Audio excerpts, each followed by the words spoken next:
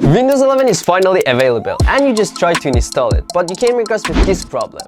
TPM 2.0. Hi, my name is Yunus, and in this video I'm gonna show you how you can actually fix this problem and install your Windows 11. But before we start, let's look at what is TPM. So TPM is short for Trusted Platform Module, and TPM 2.0 is the latest version of it. TPM is a particular type of processor that has a clear purpose. So basically it'll perform hardware-based cryptographic operations to secure encryption and prevent malicious attacks from attacking your hardware and boot process. And now let me show you how you can enable TPM on your PC in order to install Windows 11.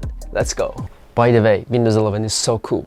So you're gonna wanna just restart your PC, and I want you to just click on the delete button on your PC several times. So as you can see, we are in the BIOS right now. And I want you to go to the advanced mode, and here we are in the advanced section. And you're gonna wanna scroll down to go to PCHFW confirmation.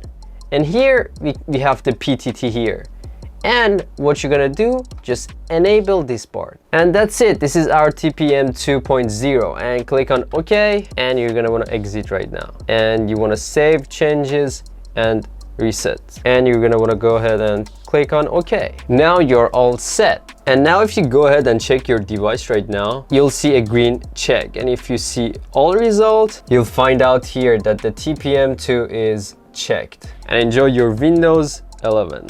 Thanks for watching this video. Please smash that like button right now and help me to beat the YouTube algorithm with liking this video and commenting the first letter of your name. Also comment down below if this video was helpful. Please subscribe to my YouTube channel if you haven't been yet for weekly videos. See you in the next video. Peace.